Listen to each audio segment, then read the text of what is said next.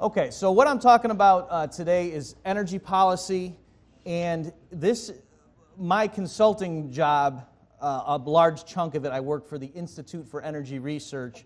So let me just plug them while I'm thinking of it. If you're interested in the stuff that I'm bringing up here and you want a resource to go to, it's primarily for U.S. energy facts, but it's also, these issues are relevant for people in other countries as well, but it's just one long phrase, instituteforenergyresearch.org is their website, and so I'm their senior economist. That's one of my titles. And so a lot of what I'm talking about here is I'm just relaying some of the things that I've picked up consulting for them. So a lot of the stuff I'm going to do here, it's all very free market economic stuff, and it's consistent with the Austrian school approach, but a lot of these things are just like topical policy issues that they thought would be interesting for me to share with with you guys today. Okay, if you've seen my other lecture, the same problem happened. It's not that I'm saying everything is equally important, it's just that the Roman numerals didn't carry through. This is supposed to be 1, 2, 3, 4. So here's the outline of what we're doing today. I'm going to talk about energy supplies, how to think about that from a free market perspective, the claims of market failure in the energy sector. We're going to talk briefly about fuel economy standards, see the trade-offs there. And then I'm going to spend a good chunk of the lecture on this issue of the social cost of carbon. That's where I've done a lot of my research. I've gone and testified before the House and Senate on these matters, and so this is where I know a lot of the minutiae, and so I want to just give you guys an understanding of how this energy debate is unfolding, at least in the United States, and to my knowledge, it's similar in other industrialized countries. Okay, so a lot of these charts that I'm going over right now, they come from, I don't know if you can read in the back there, this is Energy, the Master Resource. That's the title of the book. The author of this is a guy called Robert Bradley, just as it sounds, that's how you spell it. And what's interesting about him is he got his PhD. Murray Rothbard was his chair for his committee, but he didn't go to UNLV. What happened was Bradley was a student and was going to get a PhD, and I don't know if it was economics or political economy or it was some hybrid like that. And he was an Austrian, Robert Bradley was, and so he wanted Rothbard to be his chairperson, and the school where Bradley was going allowed you to pick somebody from outside the school to be your chair. So so Robert Bradley is one of the few people I think that has a PhD that Murray Rothbard was technically the person overseeing it. So anyway, and this stuff is all online for free, the PDFs, if you want to go look at more of this. So let me just go over some of these basic facts. Why he calls it energy the master resource, that's a takeoff from Julian Simon's book, The Ultimate Resource. Okay, so in case you don't know that name, you probably should. Let me just throw that out there. It's Julian Simon, spell it as it sounds. And what Simon's point is that in this Malthusian, after the economist Thomas Malthus, so there's this Malthusian mindset of scarcity, and that carries over. So Simon was talking about it more generally, that there are a lot of people wringing their hands over, oh my gosh, poor Mother Earth can't support these teeming billions of people. We got too many people running around, and so we need the government to crack down on population growth. We need to wag our fingers at people and say, hey, stop having so many kids, stop consuming so much. Every time you have a gallon of gasoline that you burn, that's 1 gallon less for somebody else. That sort of mentality. That was very pervasive, certainly in the United States, and I gather in other countries as well. And so everybody, has just been scared and guilt-tripped into thinking, oh, I need to conserve, I can't be so wasteful. We Americans are so wasteful. You'll see statistics about, Americans are such and such percentage of the world population, yet they consume this many of the resources. You see all kinds of statistics like that growing up in the United States that make you feel really horrible about being an American. Don't get me wrong, there's plenty of reasons to be ashamed of being an American, but not for those reasons, all right? I probably can't find any of your countries on a map, for example. But this claim that, oh my gosh, Americans are this greedy group that's consuming all these resources, that's very typical. And again, the idea that there are too many people walking around and we're just going to overload poor Mother Earth.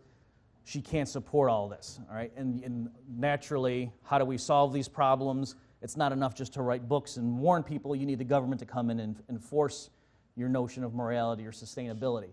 So Julian Simon, in his book, The Ultimate Resource, he was saying the ultimate resource is not the physical things, because the Malthusian mindset was focusing on just, oh, there's limited resources here, and if we use it up too quickly, what are our great-grandchildren going to do? Because they're not going to have anything to use. How are they going to have an economy if we use up all the resources now? And so Julian Simon's approach with the ultimate resource was to say, no, don't worry about these tangible things. The ultimate resource is the human mind and human creativity, that really where resources come from economically is knowing how to use the physical world, the material world, to create things that then humans value. And so it's that creativity and entrepreneurship that is the ultimate resource. And so Robert Bradley, loved that angle, loved that insight, and so that's why he now says energy, the master resource. It's partly tribute to Julian Simon's viewpoint. One way I like to crystallize, I don't remember if I made this up or if I just stole it from somebody, but it's intellectual property, so we don't believe in that anyway, is the way I try to crystallize the difference is the Malthusians look around and see people and they think, oh, look at all these bellies, right? How are we going to feed all these people? Whereas someone in Julian Simon's framework looks around and says, look at all these minds. Imagine the wonderful discoveries these people are. That guy might cure cancer, right? That person might figure out a new way to produce energy, okay? And then the thing, too, is with a lot of, the nature of technological discoveries is once just one person thinks of it, everybody else can copy it, all right? So it only takes one person to figure out how to cure cancer, and then whether there's 200 people alive or 2 trillion, that cure can get multiplied and spread around very quickly, all right? And so that's the sense in which if you're worried about the earth running out of food, or, oh my gosh, where are we going to put all these people?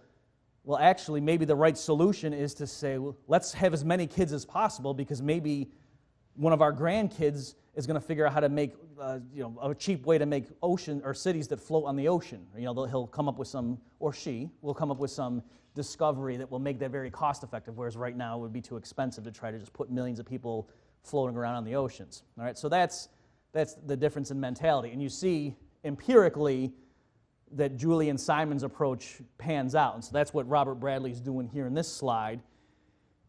So he's showing the labor time needed for energy. So it's true, there is a certain sense in which every time you burn a gallon of gasoline, you're ultimately drawing down the Earth's finite stockpile. But that's not really economically what the relevant issue is. And so if you look at it instead in terms of if you're worried about is population growing too quickly, do we have just too many people running around, Julian Simon said, well, if that is the case, if there really were the Malthusian world, the way that would manifest itself in terms of market prices is that labor, wages would go down while the prices of the raw materials would go up, right? Because the raw materials are becoming more scarce, whereas labor would be superfluous. If it really were the case that, oh man, we just have too many people now, we got to slow the rate of population growth. And so you would expect to see empirically that an hour of a worker's labor would buy you less and less in the marketplace if it really were the case that population were growing unsustainably quickly. But of course you see the exact opposite, that for various reasons, and of course you guys know, having been here now and in your outside reading, you can come up with why free, open, competitive markets lead to this outcome. But whatever the explanation, this is just what the facts are. Over time, so this starts in 1920 and goes up through 2000, you can see, for example, with gasoline, the minutes of average worker's labor needed to purchase a gallon of gasoline was 32 minutes. Okay, so just make sure you understand what this is saying.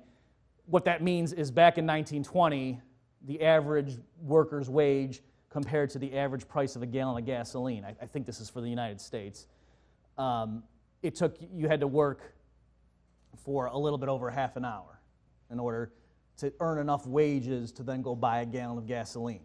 Whereas that has plummeted such that in 2000 it was about, you had to work 6 minutes in order to earn the wage rate necessary to then go buy a gallon of gasoline. Okay, so even though in a chemical or physical sense, yes, the Earth is unable to produce as many gallons of gasoline technologically in the year 2000 as in 1920, because as far as we know, Martians weren't giving us crude oil in between.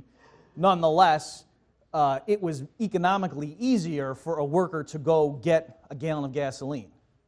All right? And also, what Rob doesn't have on this slide is that a gallon of gasoline now gets you farther than it would have back then in 1920, because cars are more fuel efficient as well. All right, so it's not merely just the amount of labor you need to expend to obtain a physical gallon of gasoline, but then what you can do with it now is multiplied a lot more compared to what it was in 1920. So Rob Bradley's point is, economically speaking, gasoline has become more plentiful, has become less scarce over time. So the Malthusian mindset is exactly backwards. And you can see a similar thing with electricity, how many minutes you had to work to earn the wages necessary to buy a kilowatt hour of electricity. It was 8 back in 1920 and then plummeted to about 0.2 by the year 2000. Okay, let me spend some time on this because this is also counterintuitive at first. So it's this issue of oil reserves. So the specific metric here is billions of barrels of world crude oil, but the specific category we're talking about is proven reserves. All right, and so back in 1944, this YE means year end of 1944, the official tally for worldwide crude oil proved reserves was 51 billion barrels. That's what they would have reported back then. If people said, hey, what's worldwide, what's the proved reserves right now of crude oil, they would have said 51 billion barrels. If you asked the same question at the end of 2003, the answer would have been, oh, right now, worldwide proved reserves of crude oil, we have about 1.3 trillion barrels. All right, 1,266 billion, well, about 1.3 trillion. So the proved reserves increased by 25 times, and that doesn't count the fact that, as you may know, between 1944 and 2003, humans did burn a few gallons or barrels of crude oil here and there. In particular, they burned 917 billion. Okay, so make sure you understand, this is the existing inventory that they know about. This isn't saying how much did we go through during that time. This is saying right now, snapshot in 2003, how much oil is in the ground that we are confident and know about, that our geologists and seismologists have located in the employ of oil companies and government surveying agencies.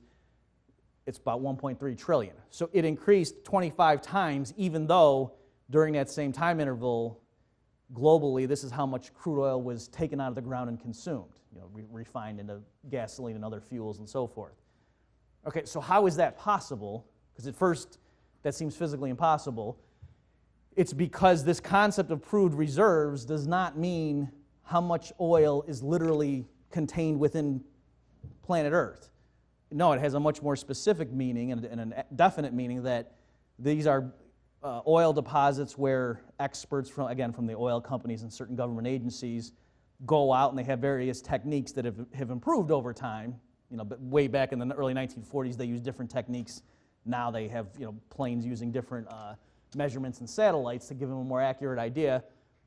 And they go out and they try to locate oil deposits, right? Major oil companies, they need to know when this well that we have runs dry, where are we going to start drilling to replace that, okay? Because it's not that it's the same wells all the time. They use them up and then they go and drill other places. And as time passes, they go out, deep sea oil rigs, they've come up with new ways to tap into oil deposits that may have been uneconomical to tap into back in the 60s, let's say.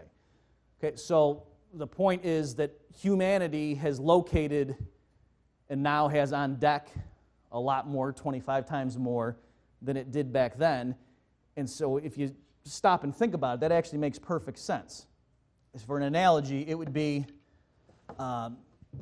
if the little kid goes into the pantry of his house and he looks and sees that they have half a box of Cheerios left, and then he realizes, wait a minute, I eat a bowl of Cheerios every day, and so Mom and Dad, we better stop eating Cheerios so fast because at this rate, we're going to run out of Cheerios next Tuesday.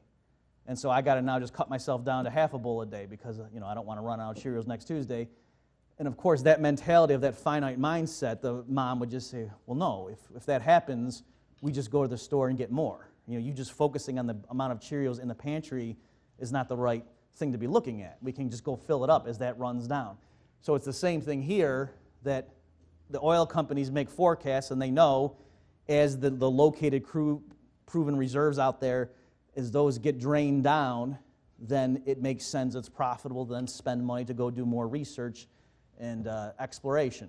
Okay, because that's a business, right? An oil company has to make decisions about what to do. They could spend money looking into ways to make the refining process more efficient. There's all kinds of things they could spend their money. They could just go invest in bonds and what have you.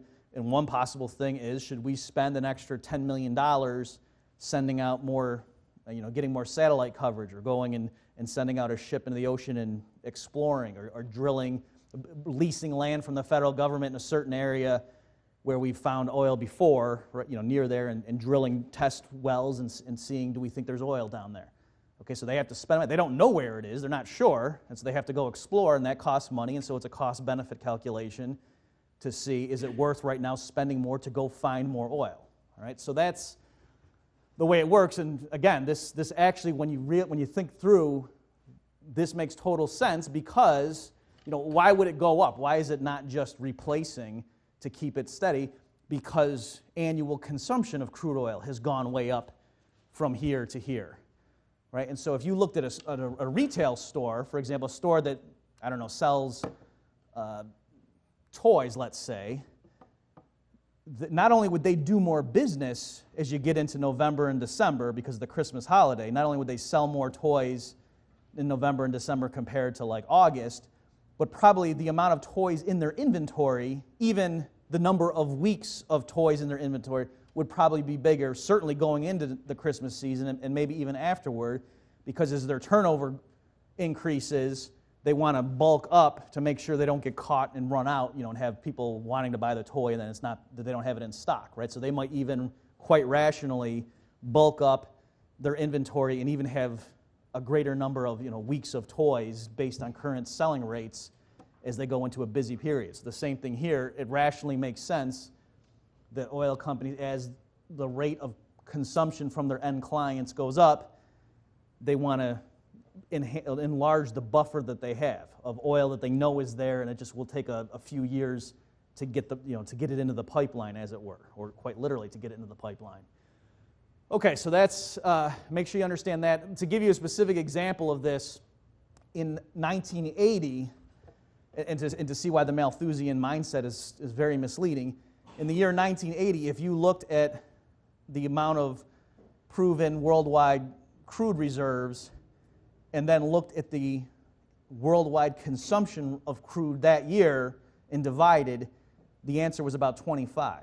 And so conservationists, people who were worried about capitalism in the energy markets and how we need the government to enforce conservation, they might write letters to the editor or have op-ed pieces throwing around statistics saying things like, the earth right now only has 25 years left of oil.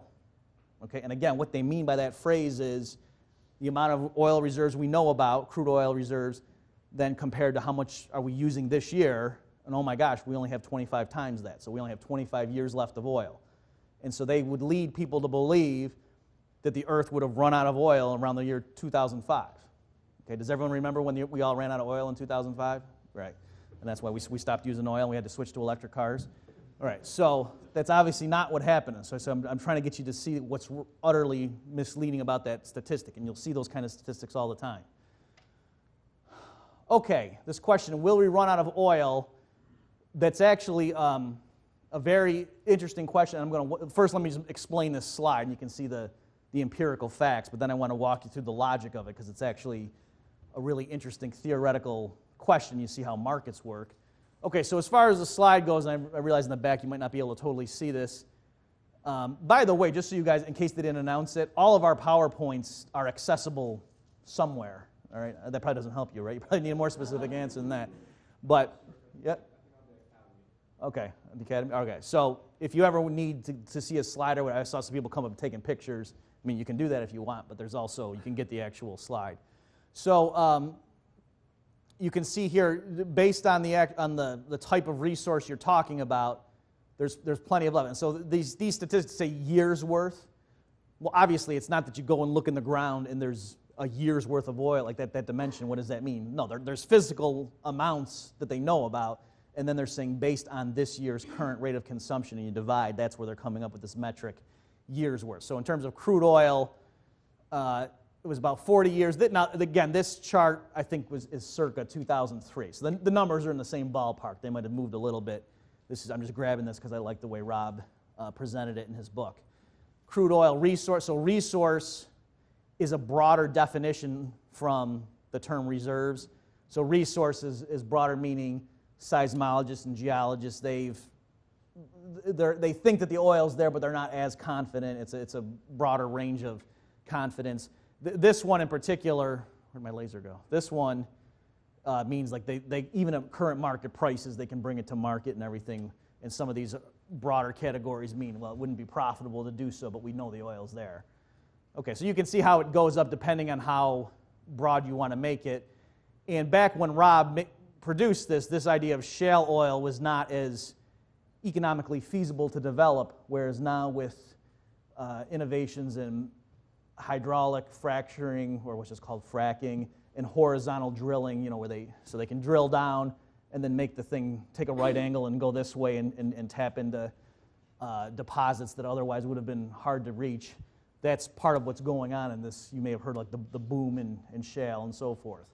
So that's what's happening there. So you can see there's plenty of resources. And also, if you're curious, if you go to IER's website, instituteforenergyresearch.org, and you look up, it's called Hard Facts, F-A-C-T-S, and it just has a whole, and and there's also, if you type in North American inventory, so there's different reports that IER has published just documenting the tremendous amount of reserves that the U.S. has. In fact, do you guys know that the U.S. is poised to become the leading oil producer in the world? Okay, that would have been inconceivable 15 years ago, right? People were worried about the U.S. running out of oil. Oh my gosh, we're importing all this stuff from the Middle East. We have to wean ourselves from oil because it's war-torn region over there. And now the U.S. is poised to become, a greater even oil exporter than many of those places. Yeah, do you have a question? Yeah, what's the difference between the two shale oil resources? It's like one is 450 years and one is 75,000. A huge difference in years? No. I would have known that before. I don't know. I need to go check that. I don't know off the top of my head, and I don't want to make up something that's wrong. So there you go. It would take me 75,000 years to locate the answer for you. Okay, let's see here. Okay, so this question of will we run out of oil, so the theoretical issue of that, let me just walk you through that. The analysis here, if you want to see it spelled out more, I'm just going to run through it really quickly for you guys. I have an Econ Lib article. It's called, I think it's just called Oil Prices. So if you go to Google and do Robert Murphy oil prices, it's probably one of the top hits, but it's at econlib.org. And I just walk through the logic of this. In particular, the economist Harold Hotelling and the way he analyzed the economics of exhaustible resources or depletable resources. All right, so let me just walk you through that. So thus far, I've kind of shown you it's wrong to think about even something that's a finite depletable resource like natural gas stockpiles or crude oil, in contrast to solar, which people say, oh, it's solar, so it's renewable, and that's why it's great because we're not going to run out, whereas we don't want to be dependent on crude oil because that's going to run out, right? That's the kind of argument you hear, which, just first of all, just think through that they're saying we need the government to force us to stop using cars that rely on gasoline because that only works if you get use crude oil and refine it into gasoline. Why don't we switch to electric cars because then we can use the sun or other renewable energy sources. So they're forcing you to stop using gasoline now or in the near future because otherwise, left to its own devices, the market would have us using it until we would run out, and at that point, we would have to switch to electric cars. You get what I'm saying? It's like because they're afraid of some awful thing that might happen in 50 years, they're making the awful thing happen right now. All right, so that's one issue. But beyond, so what I'm trying to get you to see is even beyond the issues that I was bringing up, like in this slide and the one before, about how, yeah, technically the amount of crude oil on Earth is finite, but it's misleading to think of it like that because entrepreneurs have to go find it. And so practically speaking, you can treat the existence of crude oil deposits just like how many apples you have to pick, or you can just plant more apple trees. By the same token, economically, it's fine if you analyze even stockpiles of oil and natural gas like that because you can just go find more. But even I just want to push the logic to its extreme. Suppose all the oil, all the crude oil in the world, literally were in just a giant basin, and we knew where it was. And so you had, 10 trillion barrels, and that was it. There was not a single drop of crude oil anywhere else on Earth, and we couldn't get some from asteroids or whatever. That was it. That was all humanity ever had to use, and everybody was dead certain about that fact. Just walk through the logic. How would that play out? And what would be just suppose one guy owns it. Okay, actually, one woman owns it. Let's not be sexist. Okay, one woman owns all that, and so now the question is, at what rate will she sell off barrels of that? And so this guy Harold Hotelling walked through the logic of that problem. And so let me just give you some insight into that. Listening to the most naive anti-capitalists, environmentalist types would say, oh, markets are extremely short-sighted. They just chase the dollar and they don't think about the future. And so she would sell all trillion barrels this year. And you can realize, then we'd run out next year. We'd have nothing left. And you realize, well, no, that can't be right, because anybody with even halfway common sense would realize if there were no oil next year, or just like a little bit, well, then clearly the market price would be far higher than if you tried to dump all 10 trillion barrels this year, right? To sell 10 trillion barrels, you'd have to sell it for a penny a barrel or something to get rid of it, whereas next year the price would zoom up to $1,000 a barrel if there was barely any oil left. Okay, so you see that can't be right. So you start thinking through the logic, and the optimal thing to do, using mainstream neoclassical assumptions and so forth, and perfect certainty, in equilibrium, it turns out that the rate at which the owner of this fixed resource would sell it off would maximize the current market value. So it involves interest rates and things like that. It's a little bit of a complicated problem, but the point is, on the margin, if the owner is trying to decide, okay, I could take one more barrel out and sell it, or leave it in the pool, in the basin, and let another year go by, it would have to be that if you could sell it now, let's say the market price is $100 and the interest rate's 5%, the choice would be, okay, I could take this marginal barrel now, sell it for $100 cash, or I could leave it in the basin and wait a year, and it would have to be the case that the spot price of oil would rise by 5%, so that same barrel on the margin, I would be just indifferent. Okay, again, we're using neoclassical calculus issues here just to get you to see the logic of it. The point is, you would keep selling until the point at which that marginal barrel, you would be indifferent between selling it now for cash or letting it sit in your possession and a year pass. Okay, so you can see there that in equilibrium, the owner would project and say, well, what are oil prices going to do? All right, so that's the logic of that isolated case, and so you can see they wouldn't just use it all right now. And in fact, if you just walk through, I'm not going to take the time here to do it, but a lot of the things that the environmentalist, the naive anti-capitalist environmentalists would want you to do, actually market prices capture that. So you say, oh, but I'm worried about our great-great-grandchildren. What if they don't have any oil? Well, what would the price be then? If there were only two barrels of crude left in 300 years, the market price would be really high if they were still using oil at that point.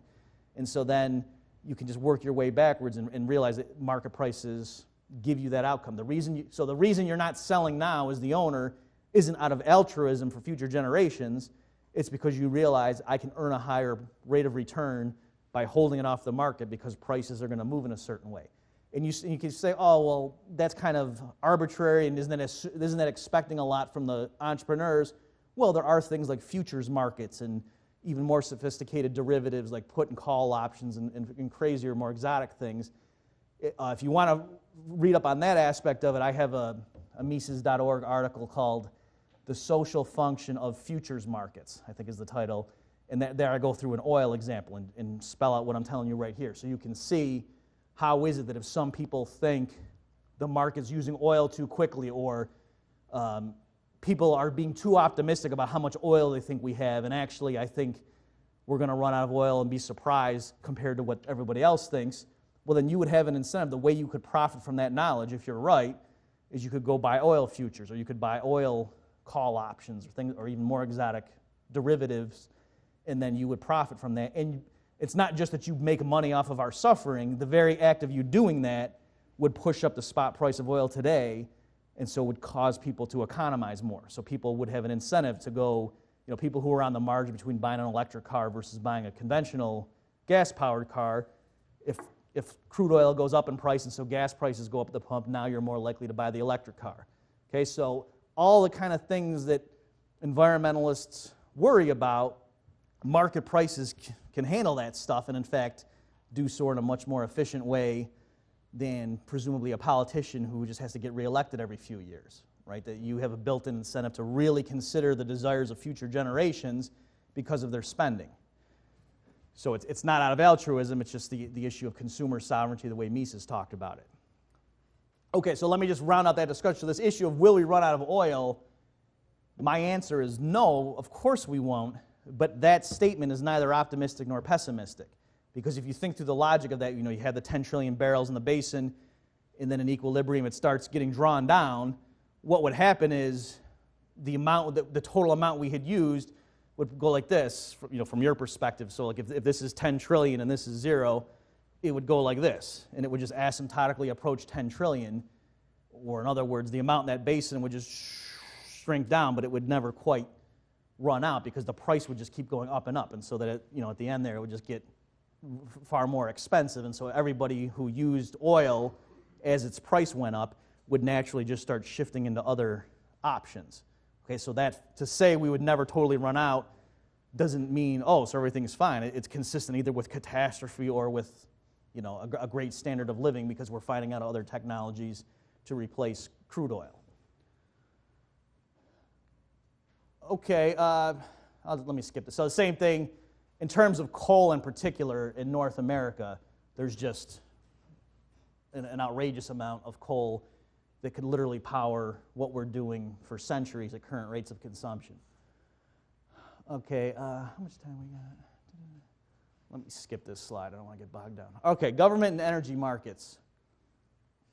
So there are many claims of market failure to justify government intervention in specific areas. For example, having a natural monopoly in electricity and natural gas delivery. So the idea here, so what I'm trying to get you to see is if you read mainstream economics books, they're more sophisticated than just the naive environmentalists. And by the way, you can be a free market economist and be an environmentalist. So I don't mean to be denigrating somebody who really loves nature. I think Walter Block even has a collection of essays called Free Market Environmentalism.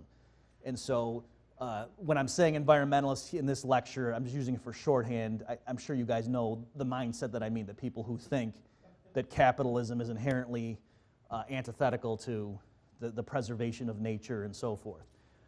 Okay, so as far as, but beyond that sort of naive mentality to just think, by definition, anybody who cares about money is going to then just start dumping chemicals in a river. Do you know Captain Planet? Does that mean anything to you guys? Okay, that was, for those who don't know, there was this cartoon when I was younger, and I guess, I don't know if I was hoping it would be canceled. And it's the character, the hero is Captain Planet, and the villain is, these guys, like businessmen, and they derive, it's not that they're trying to make money and, shucks, we have to pollute as an offshoot of making money. It's no, they enjoy destroying nature. Like they're like, Mr. Burns. So, okay, so in contrast to that mentality, there are, mainstream economists could give you more sophisticated reasons for why they claim government should be involved in energy markets, whereas they wouldn't say government has a role in providing cans of tuna fish or something. So, what sorts of arguments could they give? Well, one standard one is to say that there's natural monopolies in things like delivering electricity and natural gas to individual homes. Okay, so the idea is they're going to say, look, if we just left it wide open to the market, there would be 16 different utility companies with different lines bringing natural gas to various homes, and that would clearly be inefficient. And so what would happen then is one company that had more market share, had access to better financing, would offer to buy out all of its rivals because it would be crazy for them to be digging different pipelines to different homes in the same neighborhood or on the same street. That would be crazy. And so instead, one company will find it advantageous to buy out all of its rivals, and so there'll be natural monopolies providing all the electricity or natural gas service. But then, as we know, using mainstream price theory, if there's a monopoly, well then, where they do marginal benefit and marginal cost is not the socially optimal point, la-di-da-di-da-di, and so price is higher than it should be, and the quantity produced is lower than it would be in a perfectly competitive market. Okay, so that's the standard argument. I think Tom DiLorenzo gave you guys a lecture if you went to that one about the problems with that logic, but that's what the argument is. So what I want to make the point is, beyond the stuff that Rothbard points out in Man, Economy, and State, taking this idea just head on. If you haven't read that, I encourage you to. So Rothbard in Man, Economy, and State has a whole section where he just obliterates the very notion of a free market monopoly price. He just says that that's nonsensical. But even if you conceded that, okay, yeah, there is a sense in which letting the market provide these services wouldn't work out as well compared to something like wheat production, where there's many sellers and so forth, and all the characteristics that we associate with perfectly competitive markets. Even if you conceded that, still that wouldn't mean, therefore, because there's these bottlenecks or because there's these imperfections in the market's provision of electricity and natural gas to individual homes, it wouldn't follow that, therefore, the government should come in, and since there's going to be a natural monopoly, we might as well have the government run it. Right? Because that's what they're saying. I mean, that's kind of sick if you think about it, that, yeah, there's going to be a natural monopoly, so given that we're going to have it, why would we have these capitalists do it? My local politician, that's the guy I want to trust with my electricity service. I want to keep prices down, so that's why I want the politicians involved. Right? That's what they're saying, which makes no sense, but that's the argument. Okay, so there's the issues of incentives and the calculation problem. Let me just explain. I'm sure you guys have heard this, but it helps to reiterate it, especially since for some of you this week might be the first time you've really been exposed to these ideas. So let me just take a moment. Why am I distinguishing an incentive problem from a calculation problem? By the incentive problem, and I'm talking about central planning here, or socialism, so my point is, it's not just these issues, the critique of socialism, and why do we have markets allocate resources rather than a socialist central planning board. That logic, once you see it, isn't merely restricted to outright full-blown central planning by the Soviet board. It also applies whenever the government tries to run a certain enterprise, especially if it doesn't just do it as a business. Like if it's taking in revenue through taxes and then providing services. So the further removed it is from the market, the more it resembles just outright socialism, and so you see these arguments apply. So the distinction between an incentive problem and a calculation problem, an incentive problem just means if they're elected officials, for example, and people are complaining because, hey, my electricity bill isn't working, or geez, when there's a storm and my power goes out, it takes the utility company 3 days to come here and fix it. That's outrageous. You can't just fire them and get somebody else if the government's granted one agency a local monopoly, right? And you're probably not going to change your vote for who the mayor is next election because of that one time there was a storm and your power was out for 3 days, right? Because there's all sorts of things that you're mad about or that you care about when it comes up to the electoral or the election for mayor. Maybe you care because the police shot some teenager, and that's the thing that bothers you, right? So there's all sorts of reasons you can be mad at one government party versus another. So the point is the political people have less incentive to make sure that the agency to whom they give or to which they give the monopoly is satisfying its customers, whereas if it's a private business, then they do have more incentive to provide customer service and to watch costs and things like that. Beyond that, though, is the calculation problem. And so there, you're saying, even if we concede for the sake of argument that the people in charge have nothing but your best interest at heart, and they're doing, they lay awake at night saying, how can I keep people happier with their natural gas service? Even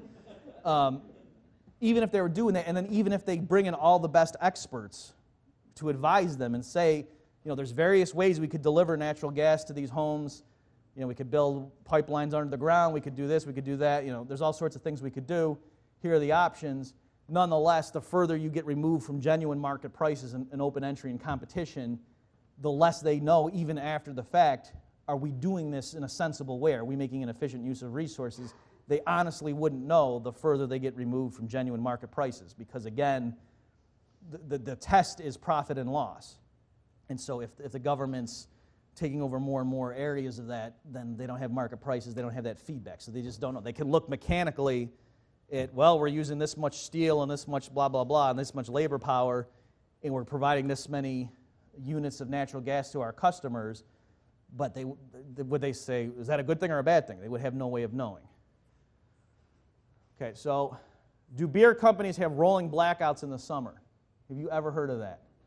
Right? Has any beer company or any bottled water company ever announced, whoa, people are drinking way too much of our product, it's the end of July, and so we urge everybody to just have one beer from now on? Right? No, that's not what they do. They love it when people are buying their product, when it's real hot out and people are rushing to buy more of their product. Whereas with government monopolized utility services, that is what happens.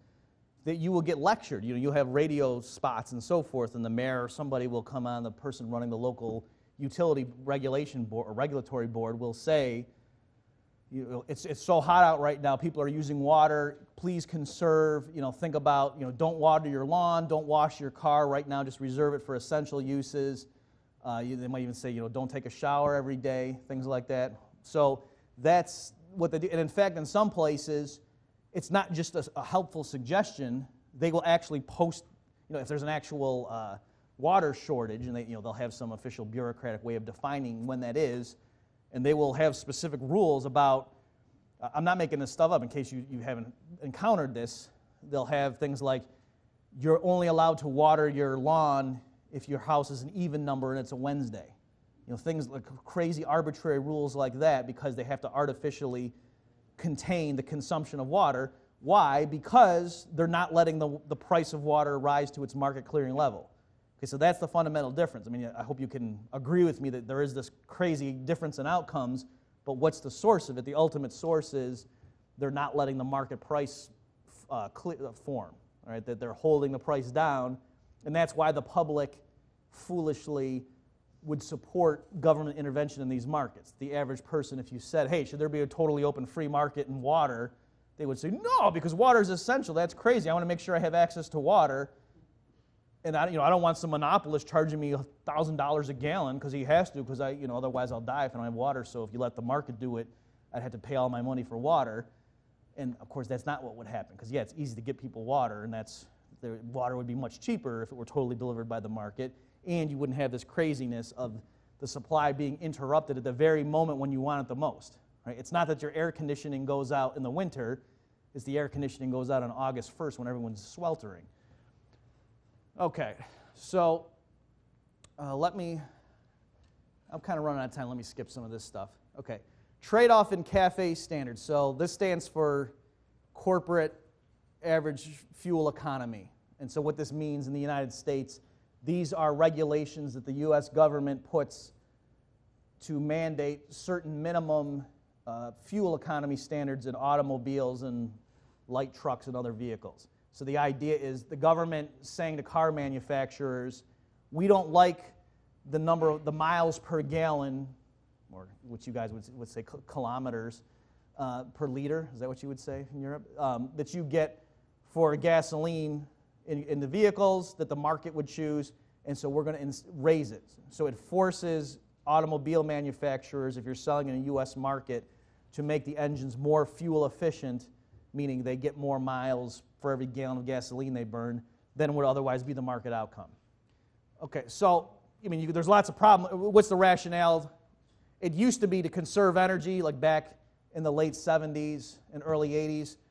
It's because if you remember the history, in the middle of the 70s, there was the OPEC embargo against the United States, and so Americans became very concerned about our dependence on foreign oil, and so this was part of that, the response to that, to say, we're going to wean ourselves off of oil consumption by making our automobiles more fuel efficient. We don't like the pace at which the market's innovating, so government's going to speed up the process. Now, in more recent years, the rationale has shifted to climate change, to say, well, if you emit more CO2, then that causes climate change, and so therefore we want to force cars to emit less CO2 for given traveling distances. Okay, so what ends up happening? Well, one of the ways the manufacturers comply with that, they meet the objective, is they make the car lighter. Because if you just think about it, how are you going to make a car get more fuel efficient? you make it lighter than it otherwise would have been had just consumer preferences dictated the combination of attributes. Because remember, other things equal, consumers would want to buy a car that's more fuel efficient. But the point is there's trade-offs. That if you make it more fuel efficient, other things equal, it's going to be lighter, or there's other considerations. Maybe the design's not going to be as aesthetically pleasing and so forth. So there's trade-offs, and so if originally we're at an optimum given consumer preferences, and now the government comes along and says, okay, on this one dimension of fuel economy, we're going to tighten the screws. Now what? Well, the car's partly going to get more expensive. That's one dimension that's going to get worse from the consumer's point of view. But another one, to try to contain the increase in the price of the car, is to just make the thing lighter. Okay, and so what does that mean? Well, now if cars are going to get into accidents with each other, if they're lighter, other things equal, more people die. And so there have been estimates to try to assess that impact.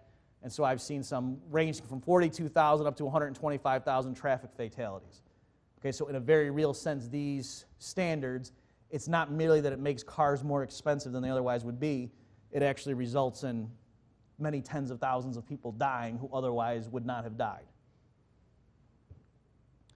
Okay, let me spend the last 10 minutes or so here on the climate change debate, because this is where I've done the most of research myself in my consulting business.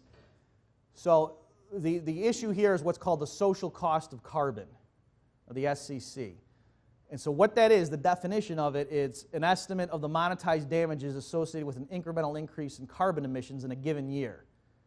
All right, so the idea is, you guys know what the greenhouse effect is, but let me just run through it real quickly. So the idea is carbon dioxide and other greenhouse gases, humans emit them through various operations, business operations, driving their vehicles and so on. That accumulates in the atmosphere, so that raises the CO2 content of Earth's atmosphere, and then the concentrations of other gases as well. So that when the sunlight comes in, the light can go through, but then when it hits the Earth and bounces off and now turns into infrared, it can't get out. So it's like the greenhouse. It's like when you go into your car and the windows have been rolled up, and you get in there and it's sweltering, even though it's much hotter in your car than the outside air. It's the same principle, right? Because the sunlight can get in your windows and warms up the air inside, and then it can't get out. So that's what's happening to the Earth. And so the claim is there's this huge negative externality that when you emit CO2, you are unwittingly making the Earth warmer, and the real kicker in this is it's not going to really manifest itself until many decades in the future. So it's really our grandkids that we're really screwing over every time we emit this ton of carbon dioxide. So the way to quantify this, what the actual negative externality is, what they're saying, by definition, the social cost of carbon is saying you emit 1 ton of CO2 today, and then we're going to project centuries into the future and figure out how much warmer on the margin is Earth going to be because you did that, and then we're going to quantify all of the net harms that's going to cause to people, and then we're going to discount those to the present and come up with a present discounted value of that damage. Okay, because in principle, some of what you're doing is affecting people in 300 years. Okay, so if it causes $10,000 worth of damage in 300 years, that's not $10,000 today. We're discounting it because we're scientists, right? We're not going to do something crazy, right? This is all logical, right? So they discount it, and then so they're coming up with a number. So that's what the number means. The social cost of carbon in 2014 then is saying, if you emitted a ton of CO2 today, what's the present discounted value of all that future damage on the margin? Okay, whereas the right now, to us to say the social cost of carbon in 2050 means, based on our forecast of what's going to happen, right now, when we picture someone in 2050 doing that, then what damage is that going to do? And then at that point in 2050, what's the present discounted value going to be? Okay, so that's the nomenclature, that's the convention when they report that stuff. Okay, so by the way, just a little tidbit. Social cost of carbon usually now is reported in terms of carbon dioxide, but back originally in the economics literature, as opposed to like the policy debates, it was quoted in terms of carbon. Okay, so just think of your chemistry. Carbon is 3.67 times has has more carbon than carbon dioxide, right? Because a molecule of carbon dioxide is diluted by the oxygen, you get what I'm saying? So if you see people quoting things like in the economics journals, especially if it's from a few decades ago, they will probably say, oh, I recommend a carbon tax of such and such, and it'll be a much bigger number because they're talking about per ton of carbon, whereas nowadays the number will probably be divided by 3.67 because they're talking about carbon dioxide. And that's not a coincidence. I think they did that on purpose because they didn't want the number to be too high and scare people. You see what I'm saying? Like if they quoted the number, the tax per ton of carbon, the number is 3.67 bigger, and that scares people. And so they say, no, we're just quote, this is the tax on carbon dioxide, even though it's the same thing. Okay, I'm kind of cynical about this stuff. Okay, why is this important? Because already they are using these estimates of the social cost of carbon. So the federal government has commissioned workshops or studies, working groups. They go out and they estimate the social cost of carbon for various years. And so now when federal agencies like the EPA or the Department of Transportation or whatever issue some new regulation, and if you guys don't know this, the stuff they do, they have regulations for microwaves in your house when they're on standby, how much energy they use. There are federal regulations regulating that in the interest of combating climate change, just so you know. So the government's on the job protecting our grandkids. So how do they do this? So they have to, by regulation, they have to provide cost-benefit analyses of those regulations. And so now, if you have any regulation that could be remotely construed as restricting CO2 emissions, you now have all these benefits, right? Because you can just say, oh, in 2035, CO2 emissions will be such and such tons less than they otherwise would be if it weren't for this regulation we're proposing. And so we're going to multiply that number of tons savings by the social cost of carbon in the year, 2030, and that's the dollar savings that year alone from this regulation just because of the issue of CO2 emissions, right? So that's the logic that they're using, and so they're already doing that. They are trying to justify federal regulations using this stuff. And then in the economics literature, the social cost of carbon is related to an optimal carbon tax or a cap and trade program. Okay, I'm running a little bit out of time here, so I'm going to go a little bit quickly through this stuff. A carbon tax is just what it sounds like. The government levies an explicit tax based on how much carbon dioxide you emit. It's just related to the A.C. Pagu's idea of a negative externality. So just like if a factory is dumping pollutants into a river, and the standard Pagovian approach says put a tax on it, by the same token, if we agree technologically speaking that, or with the atmospheric science, whatever you want to call it, that emitting CO2 into the atmosphere causes harms to third parties who aren't privy to that transaction, well then the standard Pagovian approach is, oh, you should tax that and make them internalize the externality. A similar thing is a cap and trade program where instead of taxing the activity, instead the government decides this is how many permits we're going to issue for this year, this is how many tons of CO2 are going to be or allowed to be emitted, and then we're going to just hand those things out to people or sell them or auction them off, and then people can trade them. So if one group wants to emit more CO2 than they have permits for, they go into the market and buy permits from other people who then restrict their emissions and sell the permits. Okay, so under conditions of perfect certainty and things like that, these two approaches are largely equivalent. In the real world, there's reasons you would prefer one versus the other if you were going to do this. It gets kind of technical in the Q&A, later. If you want to ask me, I can go through it, but I want to skip it right now. It's too technical.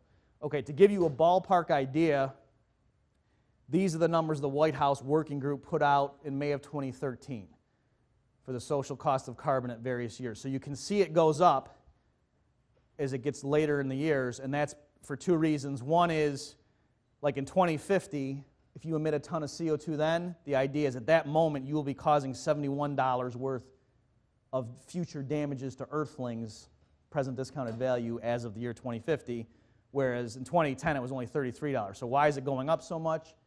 Two reasons. One is more CO2 would have been emitted by this point, and so the global greenhouse effect is worse, and so on the margin, putting out more CO2 is even more harmful.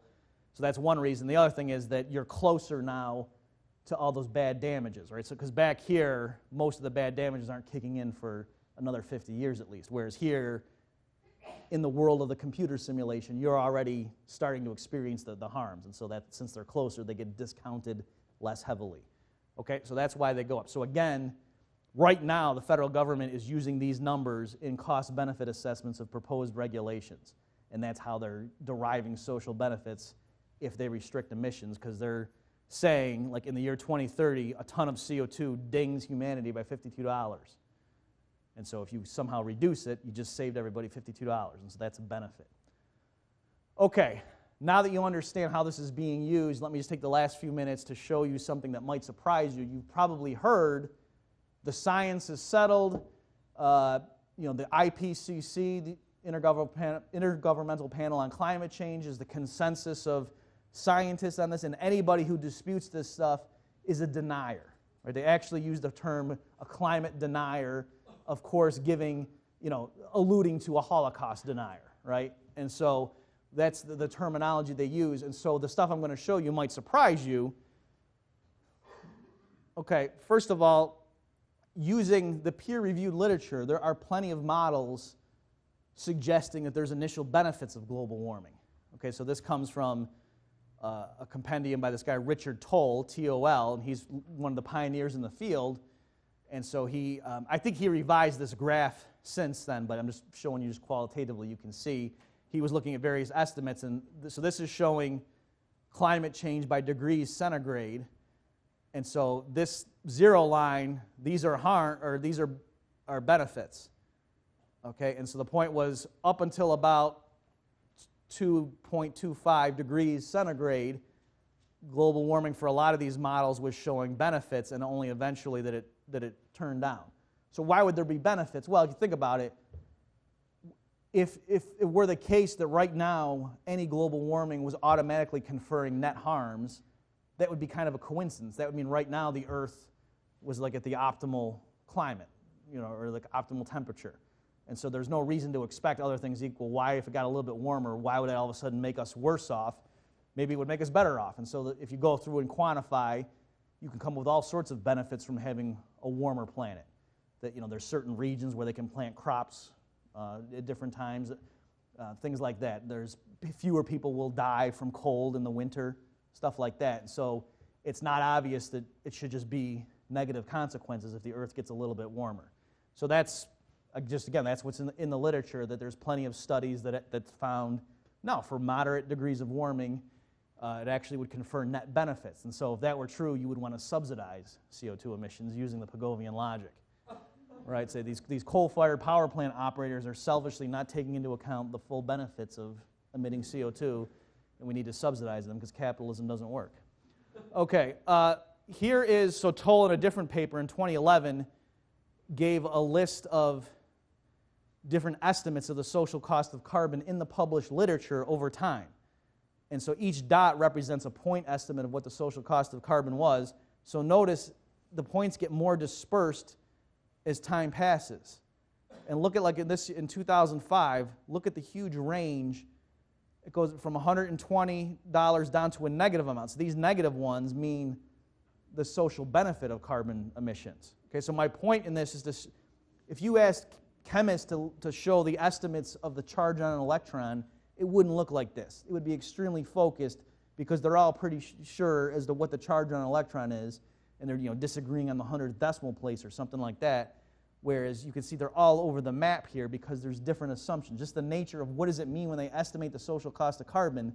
They have a computer that simulates the Earth, the economy, and the climate for 300 years, and then discounts all that. So there's all kinds of assumptions they put into that. All right, they don't even know what GDP is going to be next quarter, and yet there's assumptions made about the economy in 300 years. And that's how they come up with these numbers. So it's not surprising that they're all over the map. And it's not because these guys are lying and these guys are communists and these guys are great free market economists.